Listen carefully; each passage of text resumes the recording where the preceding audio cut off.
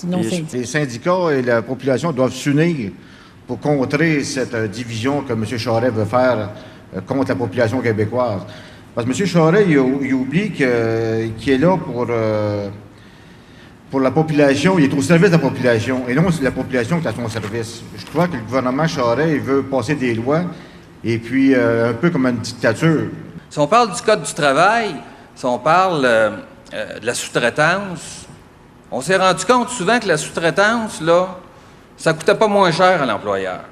Ça créait un intermédiaire qui, lui, se mettait de l'argent dans les poches à faire travailler d'autres mondes, ces gens-là travaillant à des conditions et des salaires inférieurs.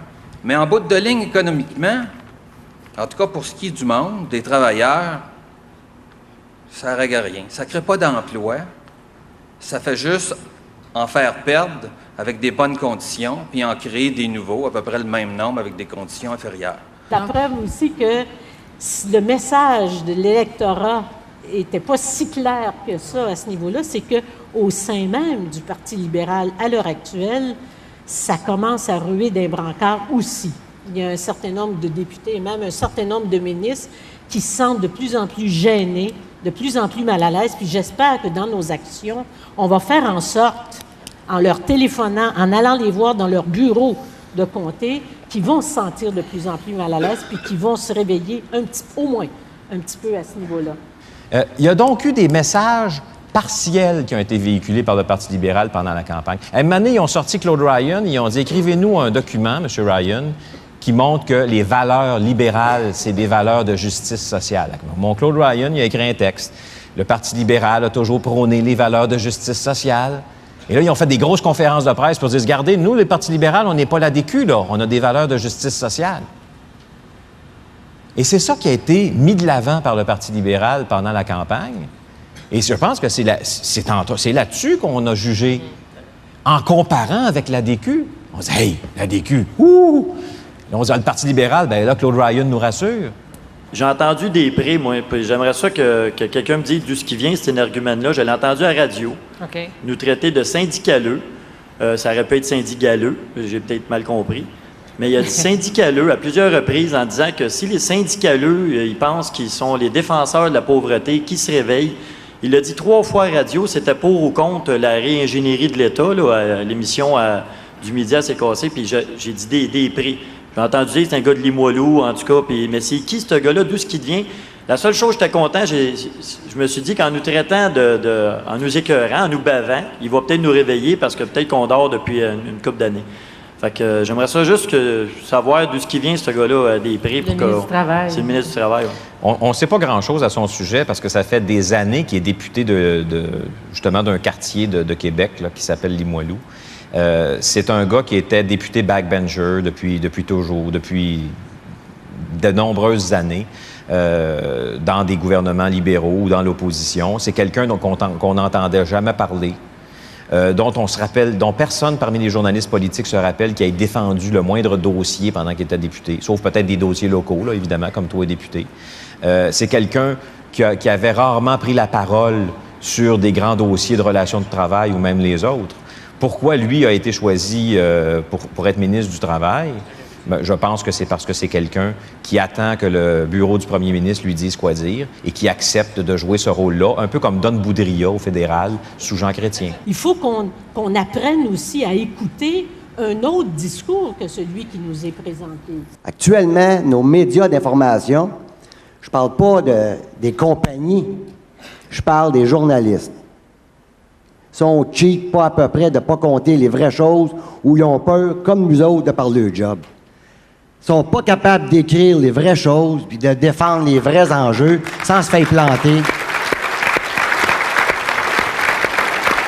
Votre propos est très pertinent.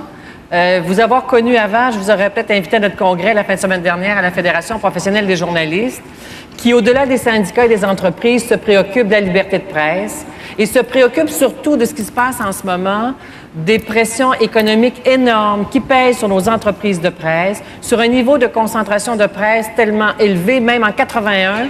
Il y a une commission d'enquête qui révélait qu'au Canada, on avait atteint des niveaux de concentration inadmissibles en Amérique du Nord. Et malgré ce ces constats-là, il n'y a rien qui a été fait. Il faut savoir qu'au Canada, actuellement, les entreprises de presse appartiennent à 5 grands groupes, 5 grands noms. Ici, on prend des exemples québécois et sans porter de jugement moral sur ces entreprises-là. Il reste que, par exemple, Québecor contrôle à la fois le monde du journal, de la presse écrite, voulait contrôler le monde de la radio. On s'est insurgé contre ça. Le CRTC a reconnu nos arguments. Quand on regarde l'autre grand groupe de presse, que ce soit GESCA, par exemple, qui est présent dans l'ensemble des marchés, il y a des groupes comme Cogeco et Astral qui contrôlent le message et les pressions économiques qui viennent. Et là où je vous rejoins très facilement et qu'il faut se préoccuper de ça socialement, c'est que on impose la règle absolue de la rentabilité. On fait de l'information aujourd'hui, dans un grand contexte de confusion des genres, un produit qui doit se vendre et être rentable. Ce qui veut dire qu'une chaîne comme TQS, par exemple, c'est rentable de mettre à l'antenne quelqu'un qui fait du show de l'information et qui met quelqu'un le soir à 22 heures, quelqu'un qui va peut-être être ministre dans un gouvernement libéral parce que ça rapporte et qu'on met des gens qui ne font pas du journalisme. Et le problème, c'est que dans l'esprit du public, ces gens-là font du journalisme. Or, nous, il y a des journalistes rigoureux, sérieux dans l'ensemble des entreprises de presse, à TVA, au Journal de Montréal, partout il y a des journalistes très sérieux, très rigoureux, mais qui n'ont pas la capacité de résister à ce rouleau compresseur-là. Cette semaine, là, on apprenait que le gouvernement, en instituant une police des garderies, voulait sauver 29 millions. Or, 29 millions, c'est exactement la somme qu'on va donner à Bernie Ecclestone pour la Formule 1 à Montréal, pour permettre à des millionnaires de tourner en rond pendant 2 heures de temps en faisant du bruit sur l'île Notre-Dame.